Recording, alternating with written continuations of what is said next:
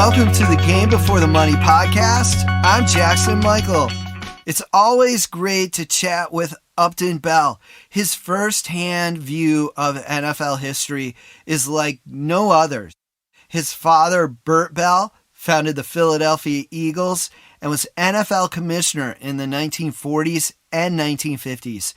Upton saw all of that history up close.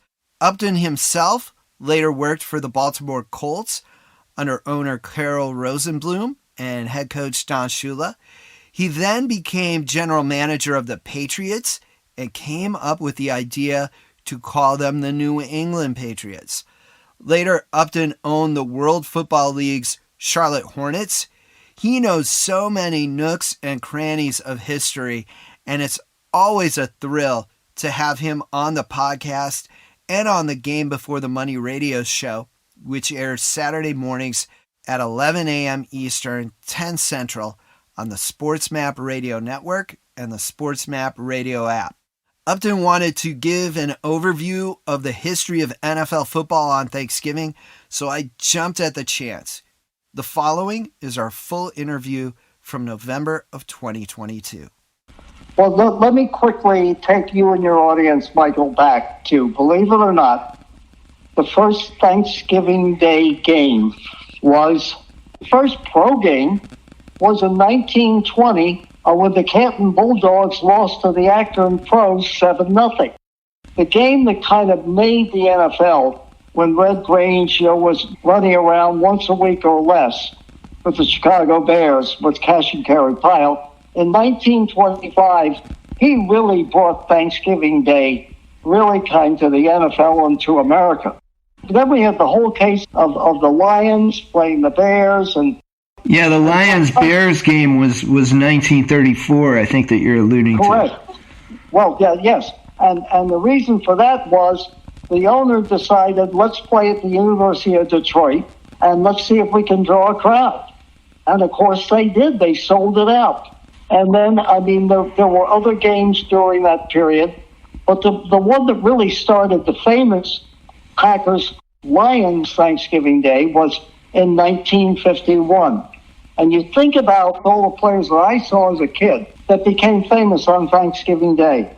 Now, that maybe your audience won't remember today, but Big Les Bingham, Roger Brown, Louis Creekmore, Joe Walker, Howard Hopalong Cassidy, Bobby Lane, Joe Schmidt, Alice Karras, Doak Walker, old Hopalong Cassidy, as I mentioned. There were so many Night Train Lane that became national names because remember then, NFL was on once a week. Baseball was still dominant. The NFL didn't get a lot of headlines, but they got every household in America that even cared about football to watch Thanksgiving Day. And with all the other teams that played in it before 51, it was kind of the Lions, Packers, and that was it. You knew that's what you were getting. It was unusual because you played only 4 days later after playing on Sunday. It was something. I can remember probably the most dramatic game, although it was somewhat of a runaway, and that was a game in 1962 when Bart Starr, remember, coming into that game, the Green Bay Packers were on their way to an unbeaten season. They were 10-0. The Lions, who had a terrific defensive team, actually had 2 losses at that time. They were 8-2. Everybody figured after the Packers winning the championship in 61 and running away with it in Green Bay over the Giants, this would be the year for the perfect season. And ironically, think of all the characters who are in this game. You had Horning and Taylor and Bart Starr and all of these great Hall of Famers in that game.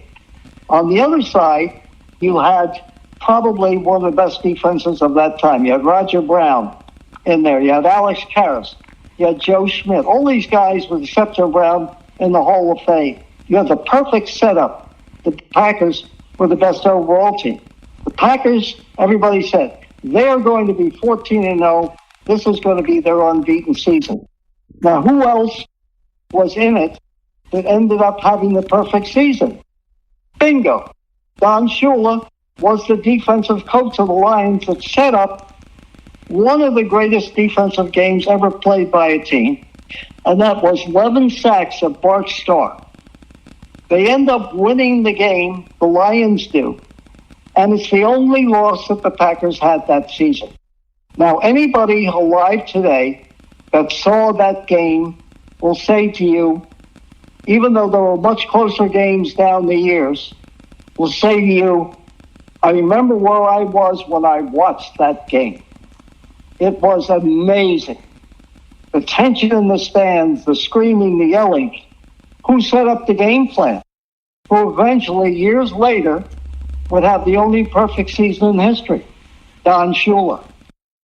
Yeah, that is amazing to think about, because people forget that Shula was an assistant for the Lions. He was hired by George Wilson. And, you know, the other guys on that defense, too, they had a tremendous secondary with Yale Larry, I think, was in there, and Night Train Lane, and Dick LeBeau might have been in there. That's 3 Hall of Famers. And they called it Chris's crew. Jack Christensen. 3 of those guys are in the Hall of Fame. Night Train Lane might be the best defensive back at 6'4", 220, 230. Might have been the best defensive back that I've ever seen. Forget the era. Doesn't make any difference whether it's today or then. Remember then, too, that you played man defense. No zone. You could maul a guy. I mean, it was really amazing. So you had all of those. Think of all the Hall of Famers on the other side. Now, think of that game, and now let's trace it ahead. After that game, Lombardi didn't want to play on Thursday anymore. He had the power in the league at that time. He was Moses to the league with that great team. And having that power, he went to league meeting and said, basically, I don't want to play in that game anymore. I don't want to have to play every year. And so what happened was, the very next year, he didn't play in it. And then after that, it opened it up to everybody coming in and playing the Lions. Now, the other thing was, I believe that game that Shula coached was the reason that Carol Rosenblum hired him to be our coach in 1963. 62, 63, Shula comes to the Colts. Lombardi continues to win.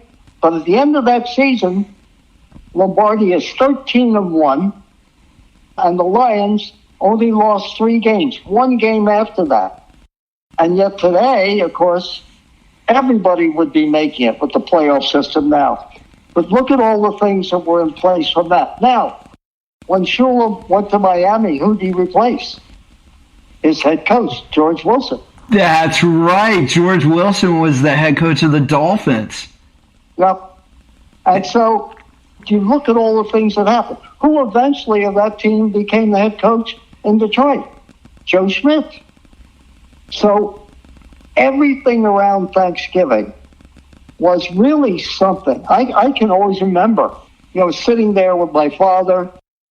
He had the radio on to get the radio play-by-play, had the TV thing on, and he said many times, and he'd be on the phone, checking. How many people watch? I mean, I can remember this. But to him, that was the biggest day in pro football because, remember, then NBC had the championship game, which he gave to it, and CBS had the regular season, but they were individual games. There was no national telecast except for the championship game. No playoff games. You either won your conference and won the championship or you didn't. But he saw in that game the greatest way to influence people towards pro football. It was the one day that everybody around the country, no matter what your rooting interests were, that you watched that game. And of course, the ratings went through the roof. So that was the fulcrum of everything you kind of see today. So what happened from that game? 1966, Dallas screams, "We want a piece of the action." So 1966, Dallas gets their game. So you got the 12:30 game followed by like the 4:30 game. And then, of course, being greedy as they could be, how do we make more money? Give us a night game. So then we got the night game. What we lost is how many people watch all three? How many people would just watch the one? Now, the lines have been terrible lately, and lately for like 20 or 30 years. Then what is the outcome of it, as we talked about 3 games? Is that now you've got to figure out the first game is going to be Buffalo and Detroit. Well, the only reason I'd watch is to watch the Bills play. The other games, the Patriots at night, I can tell you this, the Patriots would look very, very good back in the 1890s with that offense. And and you have Dallas. And again, what also happened from that? The owners of today said, okay, if they can play Thursday on Thanksgiving, why can't we sell a package of Thursday every week? And therefore, they found their billion-dollar baby in Prime Video, Amazon Prime, and as a result, except for 1 or 2 games, you get the dregs of the earth. So there is the good and bad in that game. There is a great history to it, but they're all, as they say, consequences. You're right, and I just wanted to kind of go over a couple of other things. There were 2 things in there that I wanted to dig in a little deeper with you, and the first was, your dad and television, and from what I understand, the first televised Thanksgiving game was 1953 between the Packers and Lions, and that was on the Dumont television network, and I'm guessing that your dad helped set that up? Well, he negotiated all contracts, as you and I have discussed in the show that we did on the 1948 championship game in the snow. Ironically, I was thinking of you the other day and us doing that whole recording on it because Buffalo had to fly to Detroit to play because, they had 6 feet of snow there. And in that case, we went back and looked at the 48 game. In fact, there's a replay of the whole game, by the way, Michael, on YouTube now. And Bert Bell insisting when the players of the Cardinals said, we don't want to play the game, and he said, you're going to play the game? I sold the national network on it. And then, of course, him making the deal for Saturday Night Football back in the middle 50s with the Dumont network, that was so big that the colleges came to him and asked him to stop.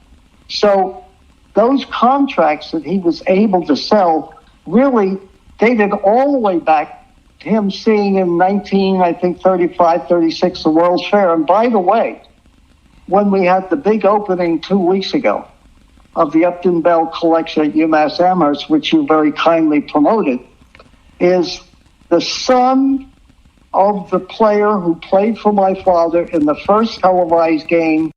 The first NFL television game in history was a game that Bert Bell's Eagles played against the Brooklyn Dodgers, and NBC wanted to use it as an experiment to show to the World's Fair, which was in New York. So that was the first televised game. It was Bert Bell's Eagles against the Brooklyn Dodgers, and one of Bert Bell's players' son came to the opening of my collection. We introduced him. He talked about history and talked about his father talking to him and telling him what it was like to play in the first television game in history. Bert Bell saw that and saw that football was the most televisable sport of it all. Natural break after each play, the thing that he put in the 2-minute warning where he could sell more commercials, he saw all of that. And then from there, when he saw all of that, then he started to see, how could I promote and sell television? So all of that happened, and he saw that from being an owner and a player. Now, here's another thing, Michael, going back into college sports.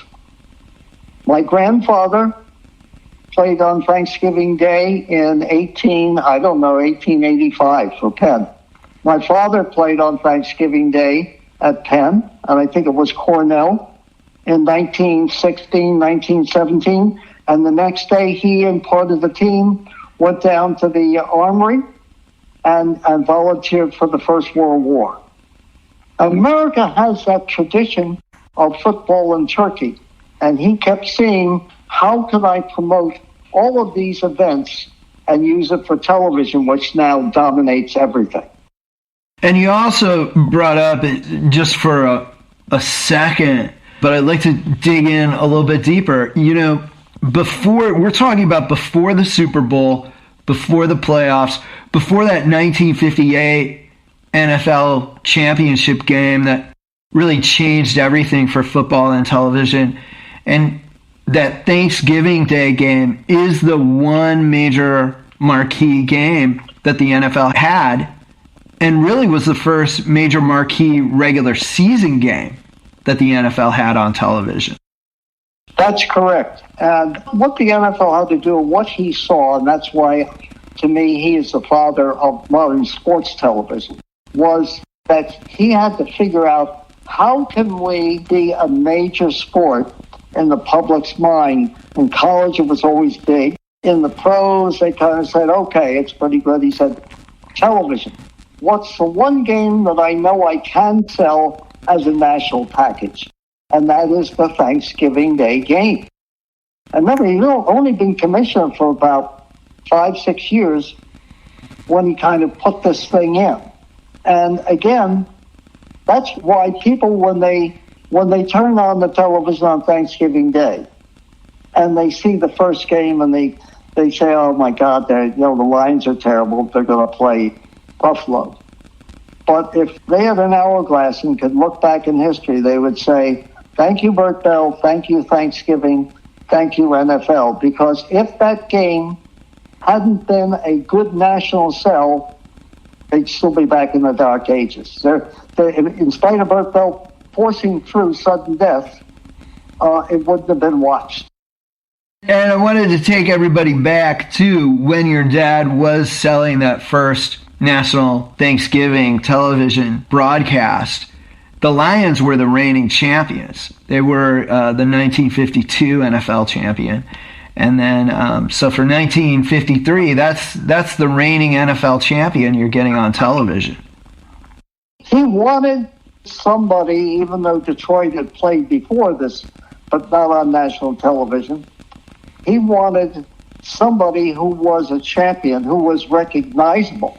And in those days, they really were. I mean, people today look at the Lions, their organizations, say they're pretty pathetic, and they are.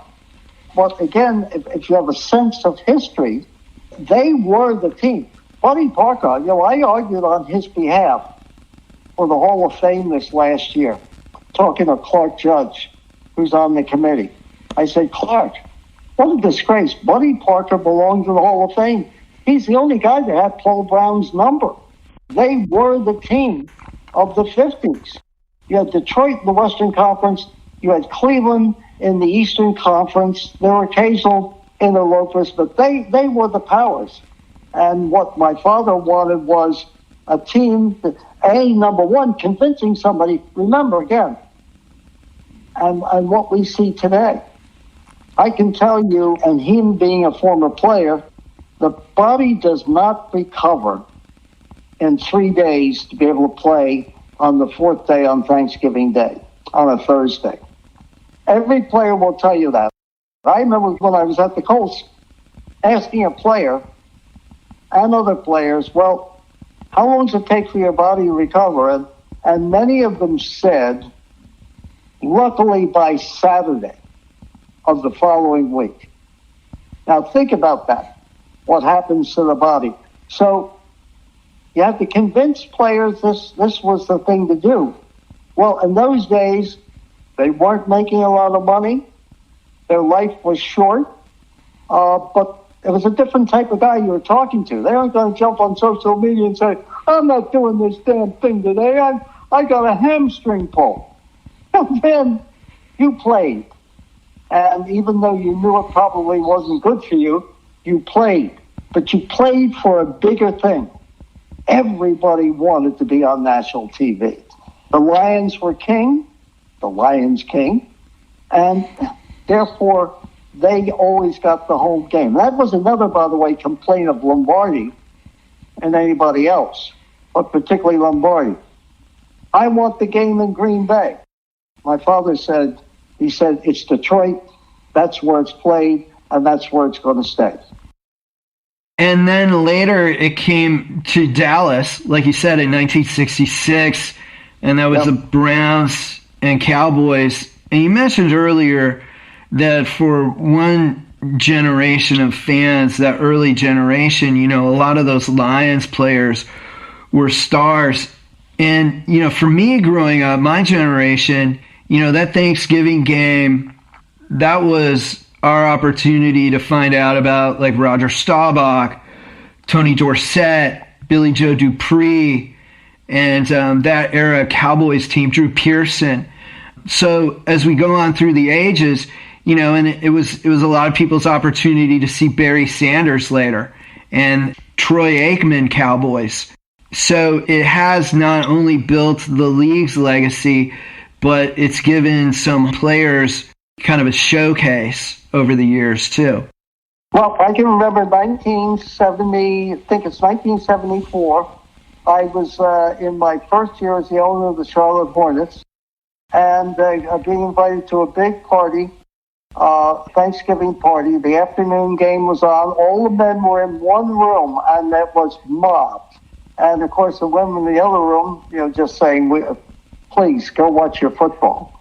And the famous game where Clint Longley came in, Washington was ahead and looked like they were going to win the game. And I forget who got hurt. And Clint Longley came into the game and pulled it out of the frying pan.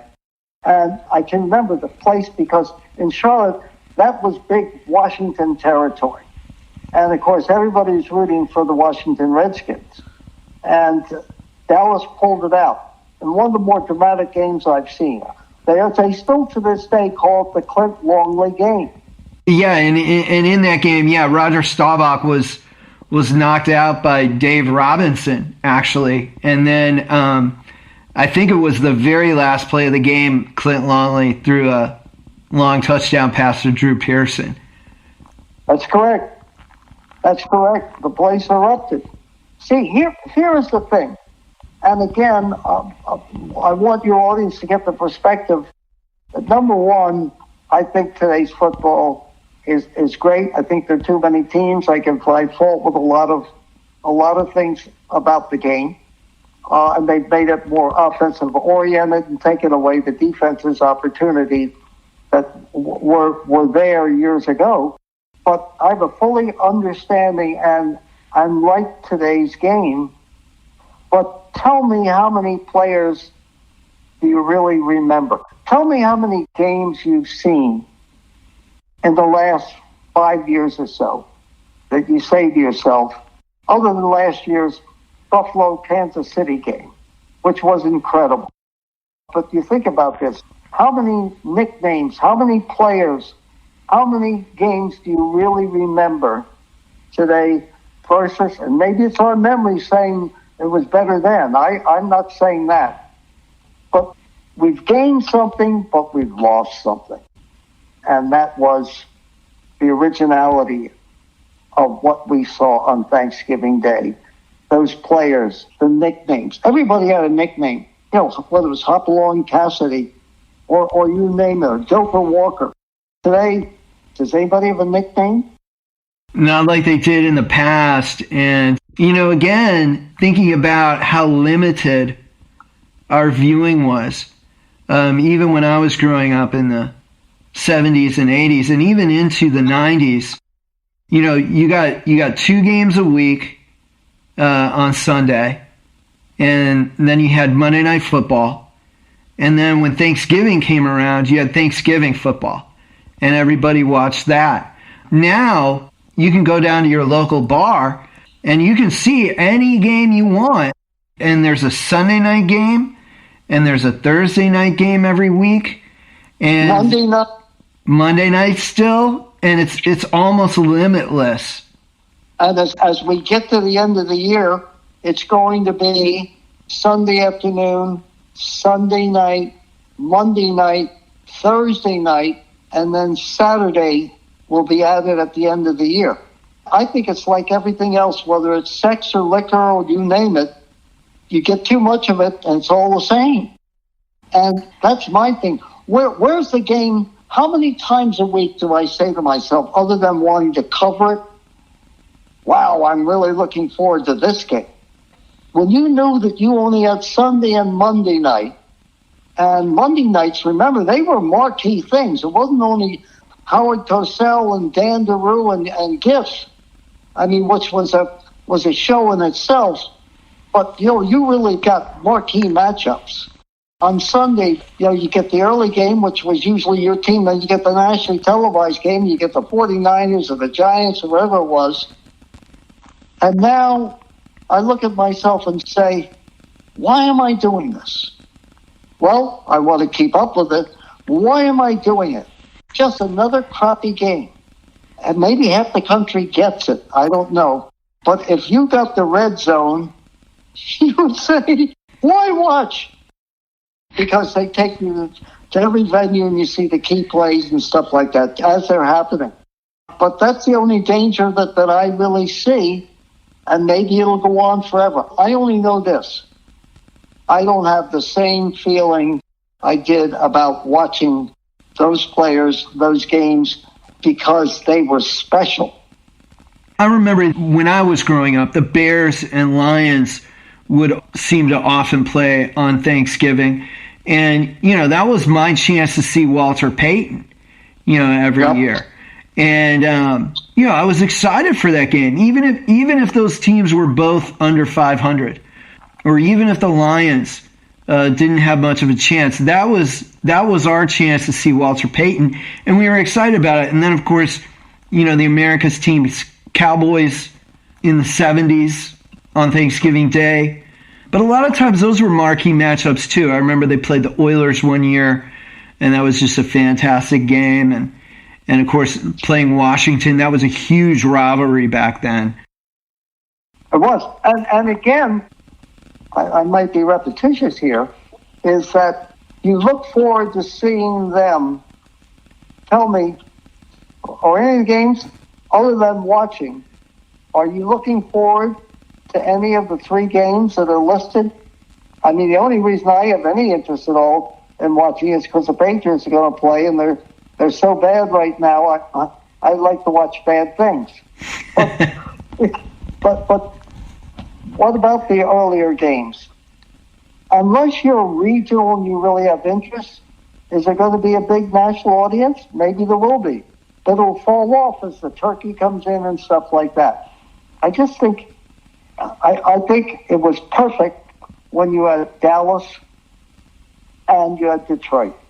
Two places, kind of middle America and the wild, wild west, and the contrasts were great. That was it. But now they have pretty soon they'll have a midnight game. Well, that could be maybe, or maybe an 8 o'clock game in another country, like they've been doing. Believe me when I tell you, I might not live to see this one, but I can just see it now since they had great success in Germany, which, by the way, I said, forget England years ago. I said, I know about Germany. Germany's got a big population. Of course, you've got the armed forces stationed there. The NFL tried out their foreign league, about 20, 30 years ago. Yeah, the Rhine Fire, I believe, was the name of one of the teams. So here's what I say about maybe 10 years from now. Thanksgiving Day, top off your day of triple headers with a midnight game. I can see the hype right now. You will get a game, my prediction, either from England or Germany as the fourth game of Thanksgiving Day. It's coming. Yeah, and it'll be, quite possibly two teams with losing records. Sure. And now, I think if it were me, I would have gone to Germany first before I went to England. England is really big on soccer, even though Germany's had great teams. England is really more soccer, and I think people go there because it's kind of an event. But in Germany, you got really football fans there. That's where I would be. I would be in Germany. Well, Upton, you talked about the 62 Packers at Lions game. You talked about the Clint Longley game Washington at Dallas in 1974. What other Thanksgiving Day classics kind of stand out to you? I'm trying to think of what would really qualify as real classics. I mean, I can think of even the Lions when they're bad. I mean, watching back, I would tune in Thanksgiving even when the Lions stunk to see Barry Sanders. I think he could go, in my opinion, right behind Jimmy Brown as one of the greats of all time. So because some of the teams were bad, I'd have to think about, am I going to watch the game or I'm going to watch the game to watch the players? And Sanders would be one of them. I'd say any of the kind of early 50s with the Packers and the Lions, any one of those years, most of the games were really good, and they were really grudge matches. You know, neither team could stand each other. And that's, again, the hardest thing today is to find a real rivalry. You know, the other thing that was interesting about that era was, even if a game ended up being, like 30-10 or something, you always watched because you knew the intensity would always be there. So any one of those kind of games, particularly during the 50s, and as long as the Packers were in it, I believe that the Packers became a permanent part of it. I think like after 1952 or 1953, they came in. And that really was a grudge match. I can remember a guy like Tobin Rote, who I think was a borderline Hall of Fame player. And Tobin Rote at Green Bay. And then eventually he comes to the Lions, and the Lions use him to beat the Browns in a championship game in like 1957. And it's ironic because Buddy Parker had beaten Paul Brown twice. And what happened was he had made a deal with Green Bay to get Tobin Rote. He always liked him. I liked Rote too. And Rote was that big, rugged player that could kind of run and also throw really well. So Buddy Parker makes a deal for him, and then I know he got drunk because he liked to drink. And at training camp, he really got pissed off at his players. And if you remember, he quit in training camp, but the Tobin Rote deal was the guy that was big in the championship game that beat the Browns. Yeah, he quit he got upset then and quit the Lions, and then the Steelers hired him, and then he traded for Bobby Lane, his quarterback. Yeah. But his drinking buddy. No, he was his drinking buddy. Again, Michael, just to say what people might have missed, and hopefully we can bring this to them, is there were real characters then. But the greatest thing that happened to the NFL all those years was there was no social media. There weren't coaches having to give interviews every 10 seconds and players being made available by the media. These guys were regular kind of guys. You could go into a locker room and talk to them. You might have a short TV report or radio report. Mainly the media then was the biggest thing. And, of course, that bred also some of the greatest writers of all sports. Think of the 30s, 40s, 50s, 60s, into the 70s. I mean, the newspaper was king. And some of the greatest writers of sporting events came during that era, and particularly football. I mean, everybody knew who the hell Tex Small was from Sports Illustrated, and a lot of the local writers were really great. Yeah, then there was, of course, Red Smith, Grantland Rice. Red Smith I called the Shakespeare of sports. In fact, Red Smith was the one that used opera to write about my father dying in the last 2 minutes of the football two teams he used to own at Franklin Field in 1959. He said it was like Pagliacci in the third act. Red Smith probably, in my opinion at least, was the greatest sports writer America ever had. Wow. And why what put him above, let's say, Grantland Rice or... They coined phrases. Red Smith wrote and I can tell you, when I was in high school and prep school, the English teacher every week made us, and I'm saying to myself, what the hell are we talking about? We're supposed to be talking about Shakespeare and the great plays and stuff like that, your English course. And he made us read Red Smith every week. And he said, if you want to know what Shakespeare was like, if you want to know what a great writer was like in the 15th century, you have to read Red Smith. He could take any subject, any sport, and turn it into a passion play. Just an incredible way. And I'll tell you what, I knew Red, one of the sweetest human beings you'd ever meet. A lot of guys were tough and mean, and, the press was king. But Red Smith, what a sweetheart. What a writer. I guess to close, let's talk a little bit about the Upton Bell collection at UMass Amherst. What can you tell us about that, and where is that right now? Well, first of all, Michael, for your listeners, they can go online and just click on the Upton Bell collection at UMass Amherst and see this amazing, not only collection, but the history going all the way back on both sides of the family. My mother is as a show business person, and convincing my father that pro football was the future. All of that history on her side, all the history on his side, going all the way back, but coming all the way forward to today, and all the artifacts. We have over 140 artifacts as well. And these are not only football artifacts, my Super Bowl ring, my father's drop-kicking trophy, a trophy of concrete Charlie Bednarik when he was dedicated in Philadelphia about 20 years ago. All of this stuff is on there, but also the written history and the pictures and the interviews with the president, you name it. Many of your interviews will all eventually all be on there. So it's really kind of multifaceted. And a lot of the people that contribute to it, you'll be able to see all of that. You'll be able to see the sudden death game. You'll see all of the important things that Bert Bell brought to the NFL and actually to sports itself. So it's an incredible multimedia platform. And the person who put it together is one of the best in the business. So continues to grow. You'll even see correspondence between Abraham Lincoln and my grandmother's father, who was one of his best friends.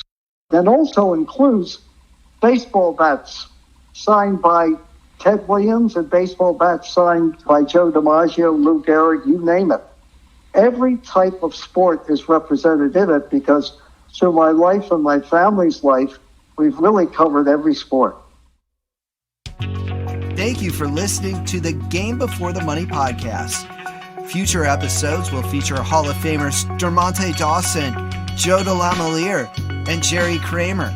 I will also have episodes with Vikings legend Chuck Foreman and longtime NFL referee Jim Tunney.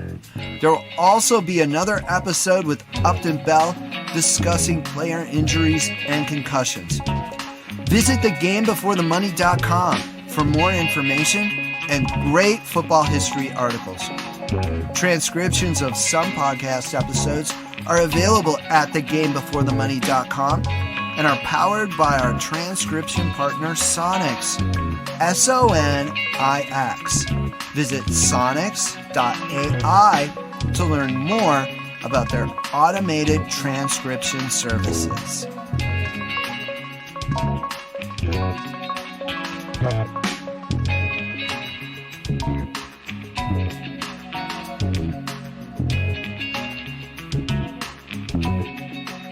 Thank you.